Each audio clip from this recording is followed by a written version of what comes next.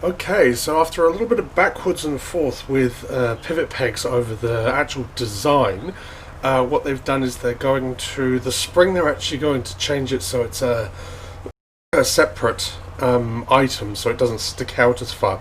The pivot angle, however, they don't want to compromise on. The reason they're saying this is that they need to put it at the stock angle so that you can reach all of the levers and shifters and everything, which A, doesn't seem right because they can lower their pegs anyway. B, is a complete fabrication because the peg actually rotates. And the third most annoying one for that is it seems to ignore the fact that there's actually adjustability in the levers.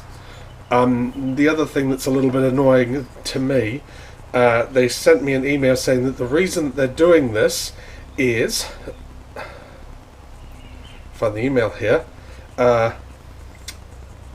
KTM 390 Adventure is road focus and standing is not something that KTM built into the design, which seems to be a little bit at odds with the actual, see that picture that KTM have on their website.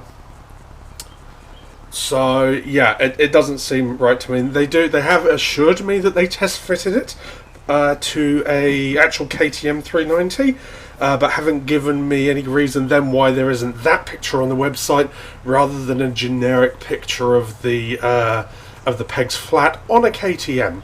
Either which way, what they have kindly suggested is that I actually return it, which is nice because they have no obligation to do that because I'm in New Zealand and I bought it overseas. So we'll be packing them up, setting them back, and the 390 Adventure will get another set of pegs from another manufacturer once somebody comes out with a design that fixes this slanted foot peg problem without compromising anything else.